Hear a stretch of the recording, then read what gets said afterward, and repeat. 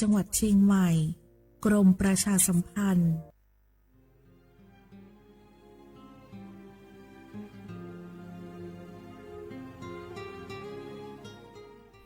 This is a moment of profound grief for the Kingdom of Thailand. The collective voices of Radio Thailand Chiang Mai join the Thai nation in mourning the passing of our beloved Queen Martha, Her Majesty Queen Sirikit. Her life was a testament to the unwavering service, grace, and deep love for the Thai people. Our humble condolences and thoughts are with His Majesty the King,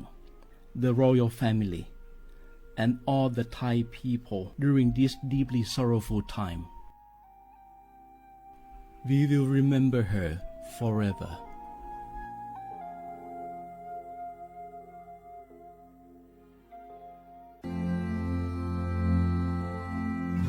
รากฐานสังคมไทยตั้งแต่อดีตจนถึงปัจจุบัน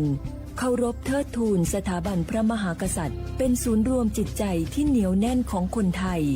ในเวลาที่เกิดวิกฤตทางการเมืองพระบารมีของพระเจ้าอยู่หัวก็ทำให้เกิดความสงบและช่วงที่เกิดวิกฤตเศรษฐกิจปรัชญาเศรษฐกิจพอเพียงของพระเจ้าอยู่หัวรัชกาลที่ 9พระราชทานให้กับคนไทยก็ทำให้ผู้ที่น้อมนำมาปฏิบัติมีภูมิคุ้มกันและไม่เกิดความเสียหายพระปฐมบรมราชโองการของพระเจ้าอยู่หัวรัชกาลที่ 10เราจะสืบสานรักษาและต่อยอดและครองแผ่นดินโดยธรรมเพื่อประโยชน์สุขแห่งอาณาราษฎรตลอดไปพระมหากษัตริย์ไทยทุกพระองค์ทรงห่วงใยราษฎร์เสมอสถาบันพระมหากษัตริย์ไทยศูนย์รวมใจไทยทั้งชาติ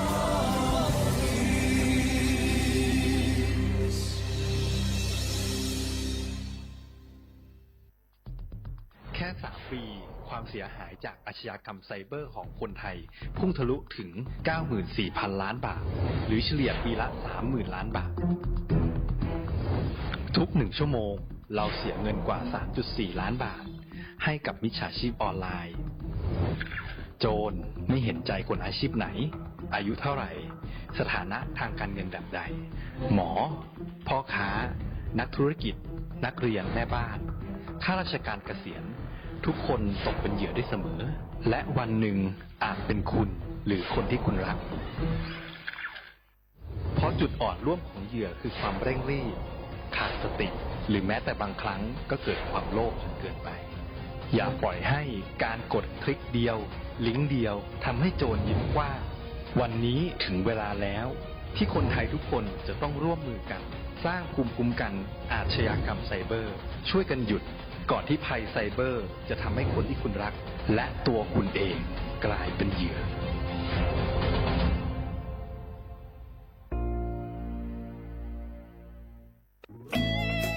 หนึ่งเสียงของท่านมีความหมายต่ออนาคตประเทศการเลือกตั้งคือโอกาสสำคัญที่ประชาชนจะได้ร่วมกำหนดทิศทางบ้านเมืองขอเชิญชวนพี่น้องประชาชนผู้มีสิทธิ์เลือกตั้งทุกท่านออกไปใช้สิทธิ์เลือกตั้งปี 2569 เลือกคนดีเลือกผู้แทนที่ตั้งใจทำงานเพื่อประโยชน์ของประชาชนบดีปล่อยให้เสียงของท่านเงียบหายเพราะประชาธิปไตยเริ่มต้นที่การไปใช้สิทธิ์ร่วมกันไปเลือกตั้งอย่างพร้อมเพรียงกันวันอาทิตย์ที่ 8 กุมภาพันธ์ 2569 8 โมงเช้าถึง 5 โมงแลงใช้สิทธิ์ใช้เสียงเพื่ออนาคตของประเทศไทย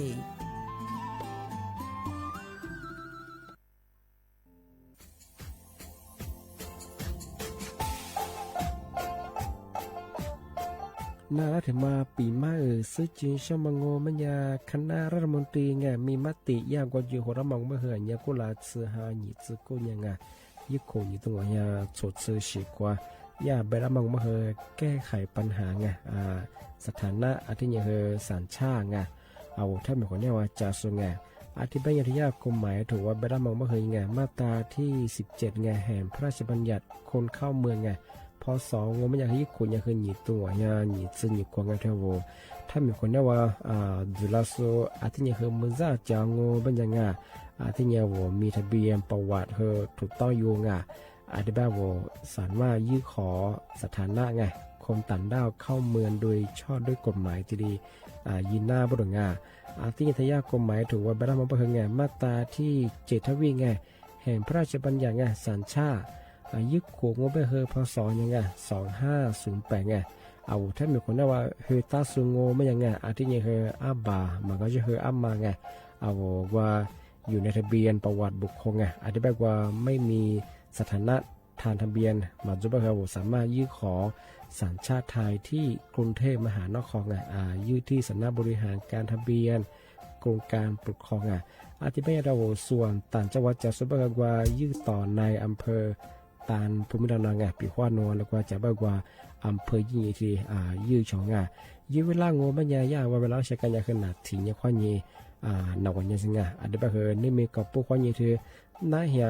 โชฮา你自กูยังไงยึดโข你自我下所知กูขอเสือทีนี้ยื่นช่องถึงมาปีใหม่ซึ่งจุดเช้าว่าเช้าได้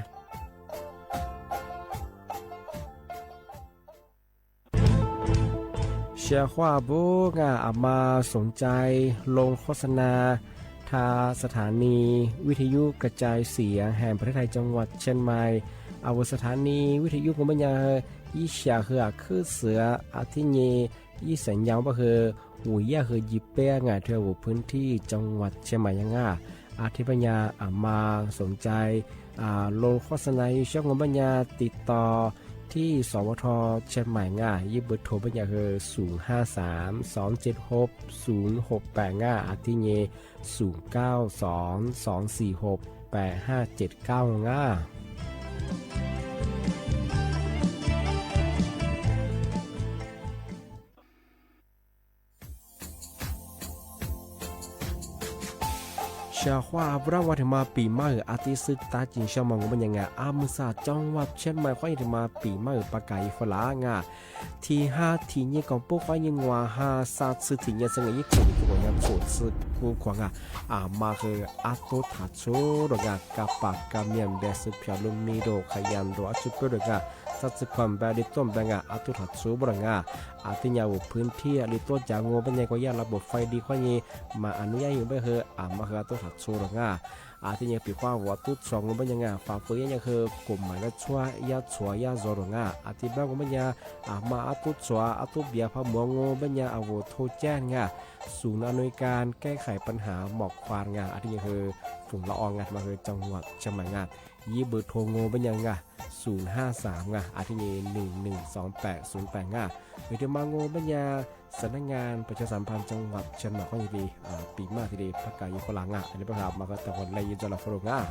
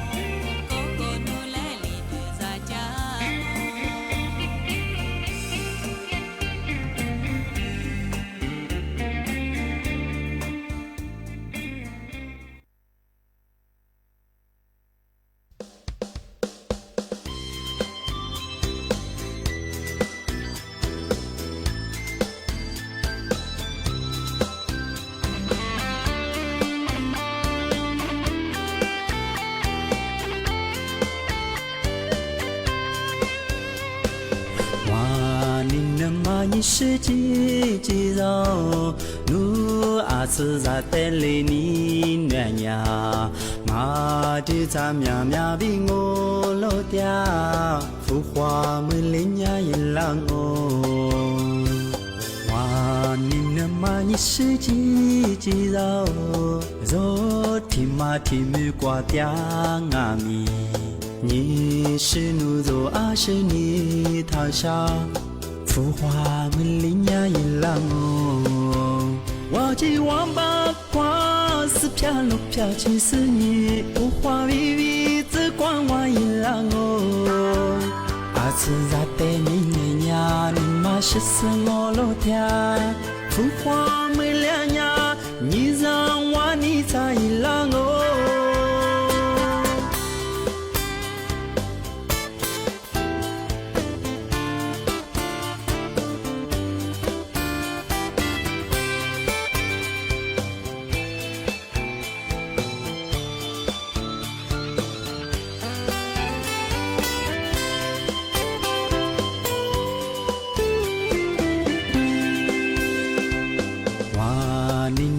你是几几绕，努阿次在带里你暖呀，马的咱喵喵比我老嗲，浮华没脸呀一浪哦，哇你那嘛你是几几绕，若提马提木瓜嗲阿咪，你是奴走啊是你躺下。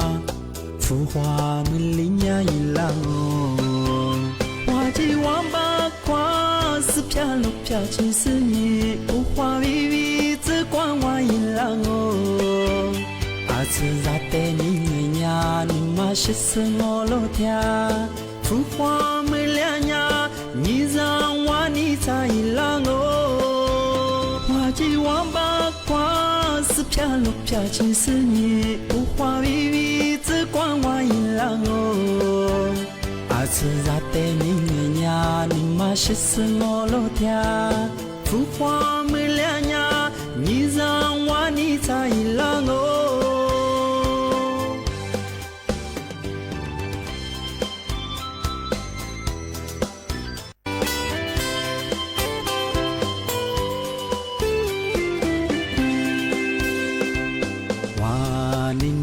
你是几几绕，努阿次在带里你暖呀，马的咱喵喵比我老嗲，浮华没脸呀一浪哦，哇你那嘛你是几几绕，若提马提木瓜嗲阿咪，你是奴走啊是你躺下。浮华门林呀一浪哦，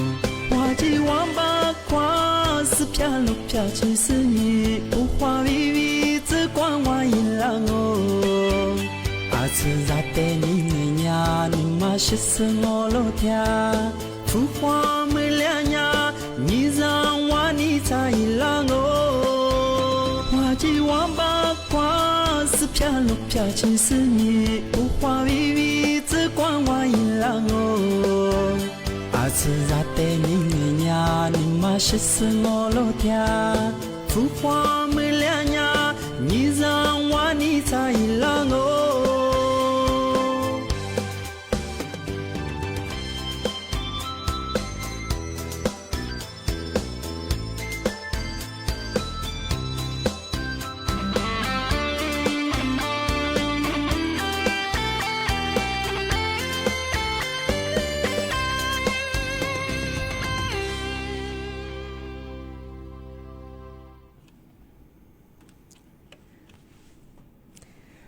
สวัสดีครับข้อขวางชอบงอามาซาหโมควานี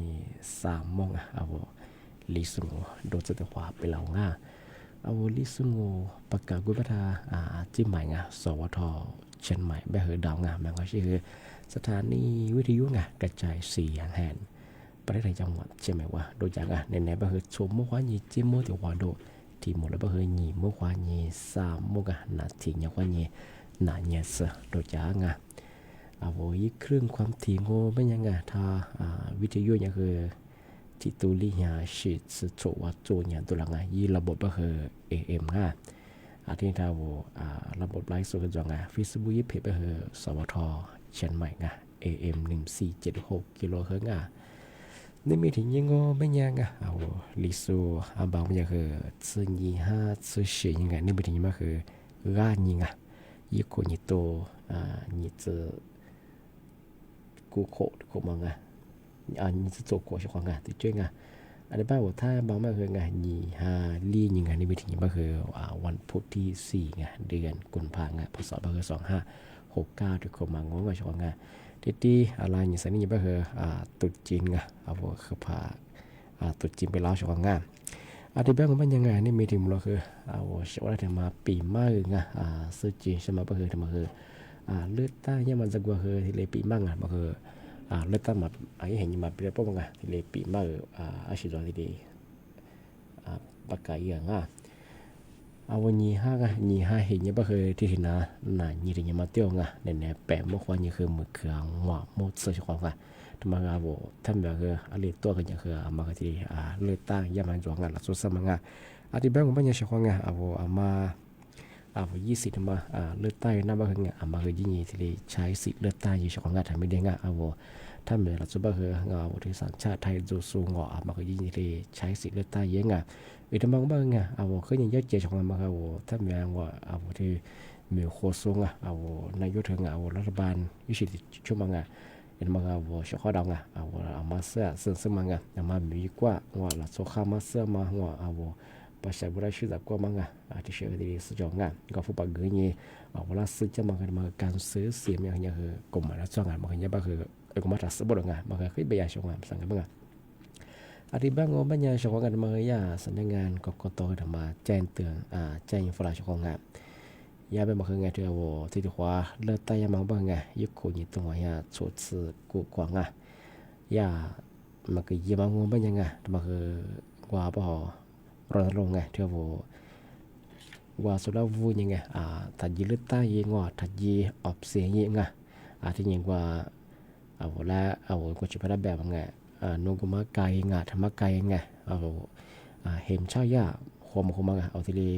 สุดแบบมาว่ามันที่ไหนยี่บุรุษอีกทั้งก็คือเกี่ยวกับเรื่องออกเสียงประชามติยังมันไอ้ที่มันไม่เคยยาแล้วมันก็ยังมันไงที่มาเลือกตั้งยังมาถึงยี่ที่ก็มายึดกันถึงยังไงที่ยังเคยยังมาถึงยังไงเวลาก็คือ15ยังไง15ตัวช่วยไง25是有关于么个这错误关于和三来天也不和25黑人25黑人么个这错误สังกันมาคือเนี่ยแล้วก็ยาห้านรณรงค์ที่มันก็ยิบระงานกว่าเกี่ยวกับเรื่องออกเสียงประชามติยังมังนู้นยิ่งคือ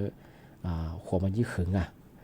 นู้นถ้าขึงว่านู้นถ้ายิ่งถ้าใช้สีไปกับที่เรียกว่าที่แบบนั้นก็โฆษณายังมาสุดแล้วว่ามาที่ใส่ยิบระงานมาคือมาพยายามคือมาคือยากลุ่มหมายจะชอบได้ไงที่ยิงยิงคนแนวงา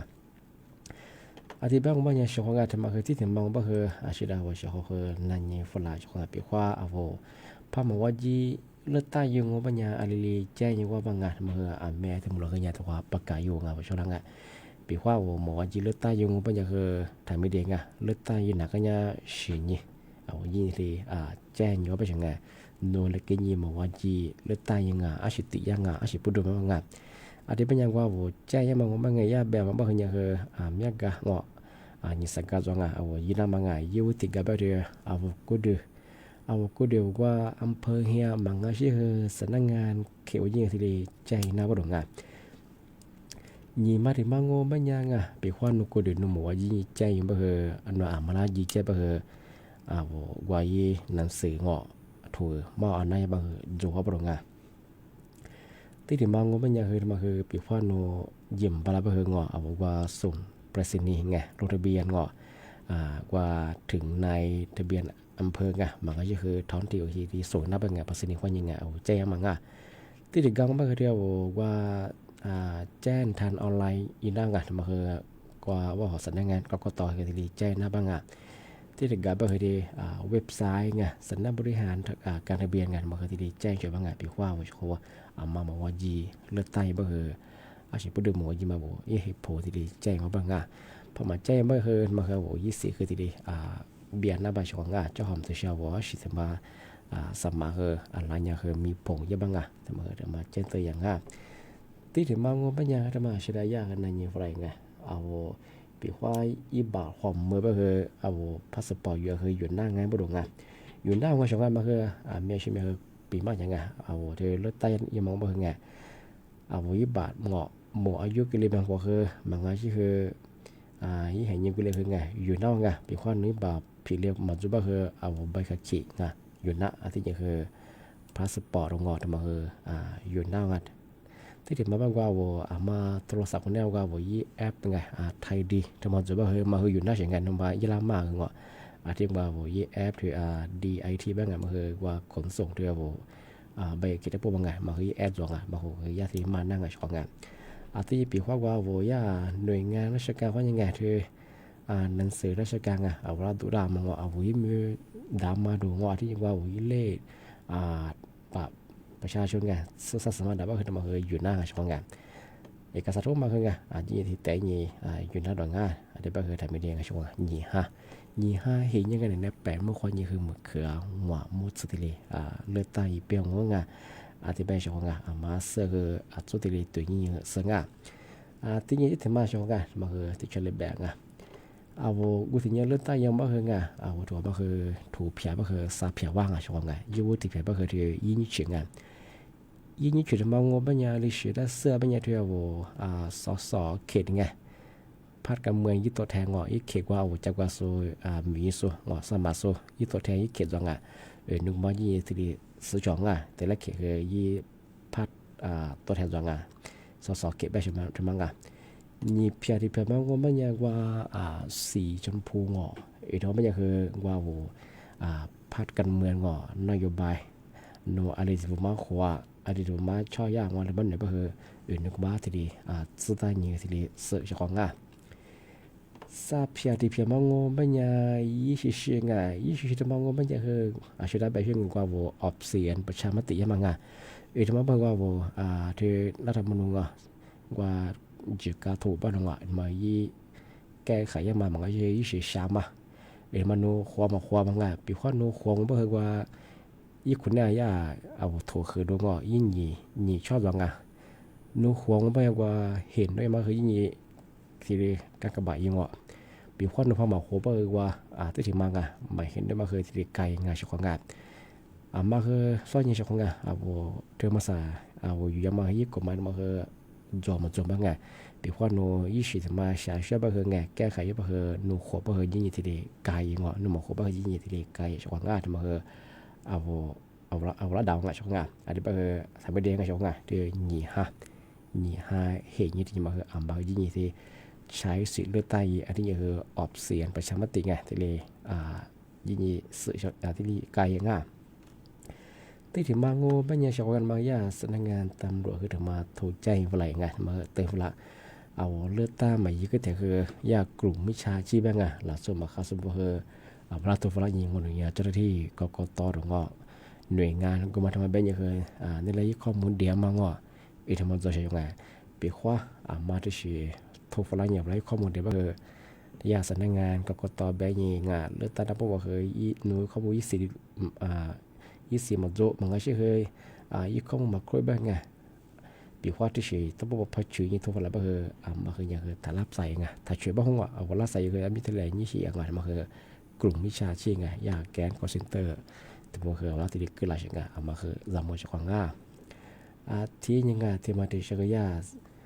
สำนักงานกรมแรงงานกันถึงมาแจ้งเตือนฝรั่งมาสาบานคือกลุ่มวิชาชีพมันก็คือในหน้าเถื่อนมาสาบานคือปีใหม่หนักกันยังย่าก็คือที่5 3เรื่องของนี่คือว่าแต่มาที่ว่าโคเตียมังมือความมาคือที่จบบ้างอาจจะเป็นอย่างเฉพาะมาปีฟ้าว่าแต่ไปที่ว่าส่วนใหญ่ยิ่งยังมีเยี่ยมมาที่ดีวันไปส่งเป็นยังมากันยังที่เนี่ยจำมาปีฟ้าโนมาแกงไก่ยายิบเพที่เชียวข้องมาคืออัติยาจำมามาสับยากลุ่มวิชาชีพมันก็ที่ยิบเพที่เฟซบุ๊กที่ต่อที่เชียยิบปอช้างยังคือ กว่ารับสมัครงานไงกว่าต่างประเทศมียังมาที่โคเดเป็นยังไงอีตากูหลงงอยากค่าเดินทางเพียยาที่ดูเป็นยังไงที่ยังคือเหนือยาควางเหนือบางยังคือตะกือหมูเคยเป็นยังไงบัฟเฟบ้าเคยพอซ้อมไม่เคยเสียมือว่าปีควายอุทิพยาบ้าเคยเสียสมมติว่าเป็นยังไงโฆษณายังมันจะยังไงอาจจะไปแบ่งนาจ้า我学好我啊嘛我一考莫的是花讲ว่าพระจิตโจมันยังไง我คือมาว่ามาบักก็จะคือแต่กับกุญยิงกับเช่นไงมาเคยยี่เพจมาเคยที่สุดจนจงว่าที่บริษัทมาเคยแล้วก็ดามันไงบางครั้งเจ้ามากุญยิงเหมือนเช่นมาเคยนุ่มมัดจำเบอร์แบบใส่แบบจิตใส่แบบที่เคยติดต่อมนางอ่ะที่มาเคยเนี่ยก็เราเคยทีก็เนี่ยปีบ้าอย่างไงมาสัญญาคือสัญญางานกงแรงเคยทีแจ้งตัวฝรั่งมาสักกุญยาโซผู้เสียหายสู้ตัวยังไงยิ่งที่ญาติแจ้งควายดังอ่ะนี่เบอร์ว่าอะไรยิบเพียงบางทีจะว่าแจ้งเตือนอย่างบางครั้งจะหมดช่วงมันก็ไงบ้างบุ้ยข้อมูลที่กับคุณยังว่าไงมาใส่บ้างเนาะแต่ประเทศคนได้บ้างไงพวกแบบเนี่ยว่าเป็นยังคืองอที่ยังคือนี่แหละตีตัวเป็นไงตากูจะกูคือเพียงอเสียว่าเป็นยังไงมาคือแต่จะมุงงานมาใส่บ้างหลับสบายคาสบายขึ้นยังไงที่เป็นยังไงมาใส่ช่วยได้คือหมกว่าที่ว่าเงินดัง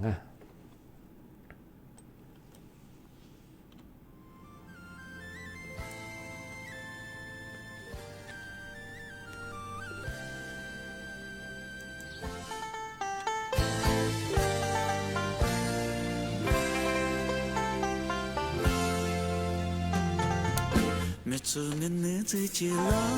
的，你莫过这是这么烈烈，你一批西拉着老的，阿来是讲阿妈谁，天没来天没过罗尼，谁家那边你莫呢我记我年没些包的。是在你在去那个，你妈过是年嘛，我是嘛巴老，没出年让我带那个来，那边这个世界那位，你是在路带嘛世界啦，你妈哭过，路带对着，对着你在去那个。是点么？我什么不老？你出年让我带那个来。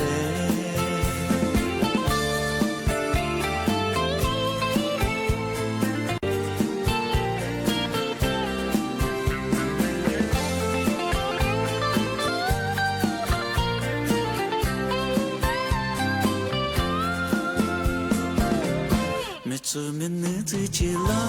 的。这是这么烈烈，你一批西拉着老的，阿来是讲阿妈谁，天没来天没过罗尼，谁家那边你莫呢我记我年没些包的，是在你在去那个。是年嘛，我是嘛巴老，不出年让我带那个来，来的这个世界嘛喂，你是让我带嘛世界啦，你嘛哭过，你带对着，对着你在去那个，你嘛过世界嘛，我是嘛巴老，不出年。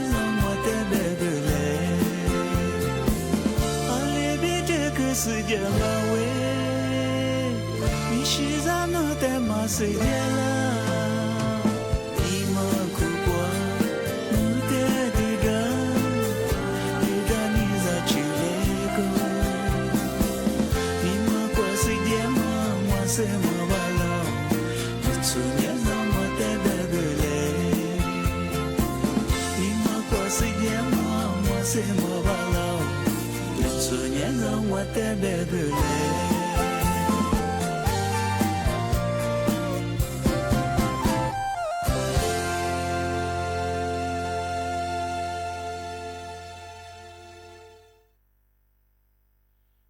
哎呀，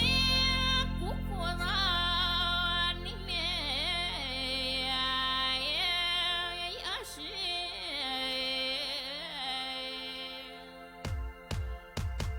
สหามกุตุลาแลลิฮาโลฮาอยู่ลาแล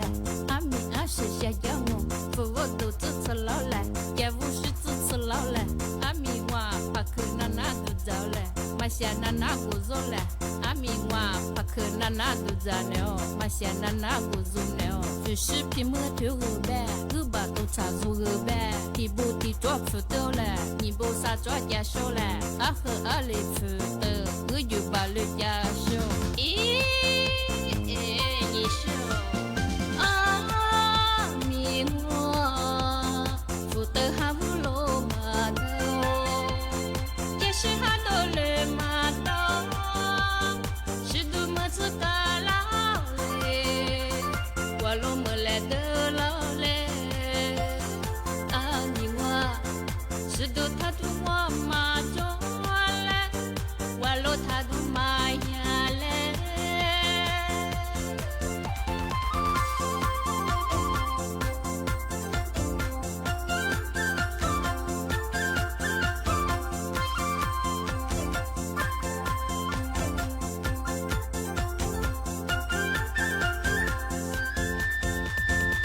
哈么古的老嘞，你哈罗哈有老嘞，阿米阿是下家么，不我都支持老嘞，也不是支持老嘞，阿米话帕克那那都走嘞，马下那那古走嘞，阿米话帕克那那都走呢哦，马下那那古走呢哦，就是皮莫头个呗，个把都查出个呗，皮不皮抓不到嘞，你不啥抓家手嘞，阿和阿里不得，个就把了家手，咦。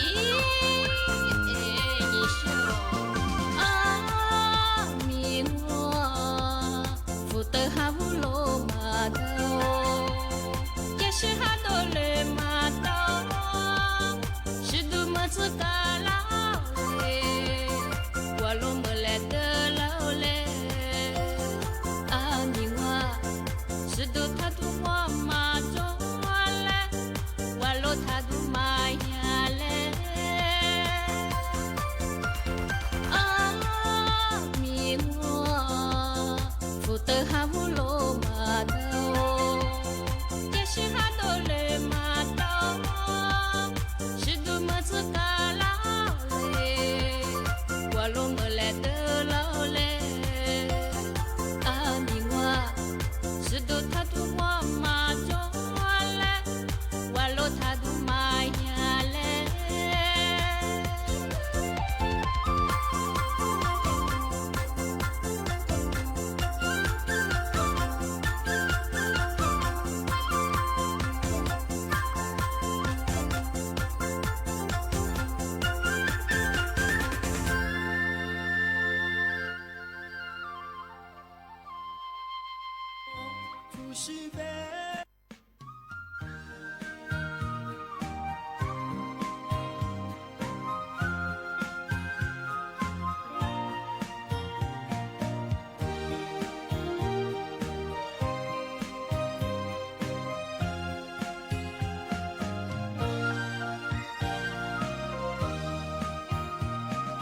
做啥子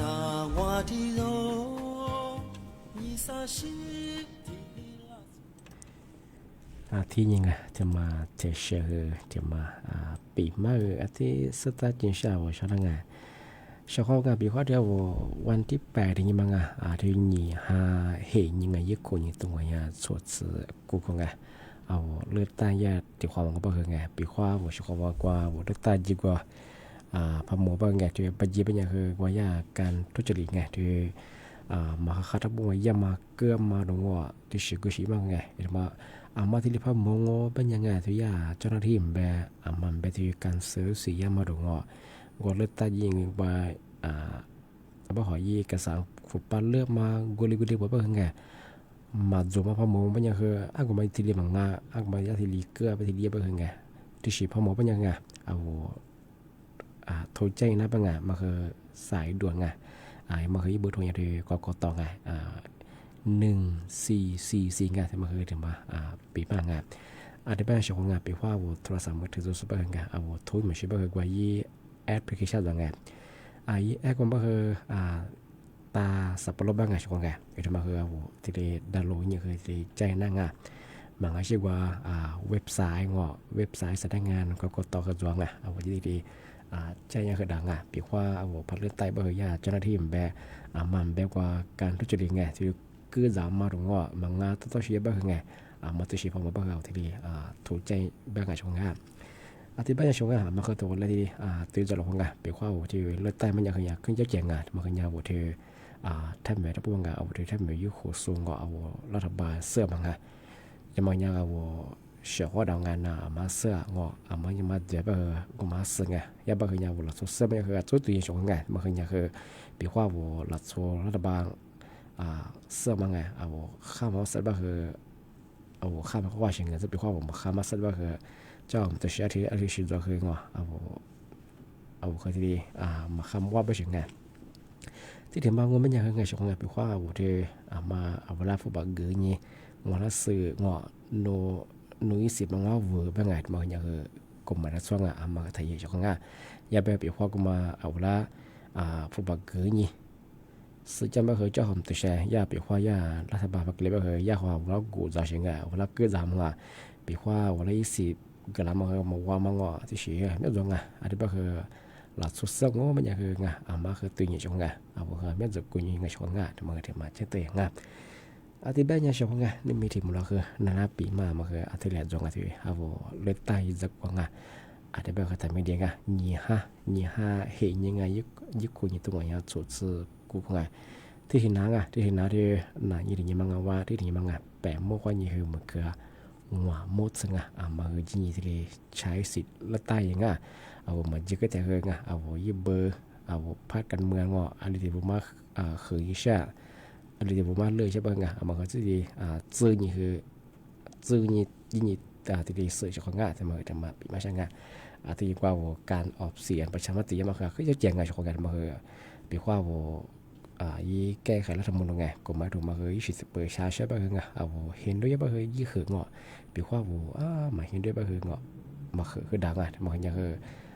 เชื่อว่าก็จะดังไงจากของงานอะไรป่ะคือทำไม่ได้ไงเนี่ยแปลไม่ค่อยยิ่งมันคือหัวมดสังมาคือจีดีใช้สิทธิ์เลือกตั้งอย่างง่ายอะไรแบบว่าเป็นยังไงเจ้าของงานเสนอแนะถูกเมื่อวานนี้คือเจมว่าตัวขวาหมดแล้วขวางในเมลรายการลิสต์หมดด้วยบ้างไงที่หนีมั่วควานนี้คือ3 โมดสังที่ยังคือไหนแบบคือถูกเมื่อวานนี้เจมว่าตัวขวาโดงถึงยังมาคือหนีขวาด้วยอย่างแน่ตัวขวาถึงเราจะขวาง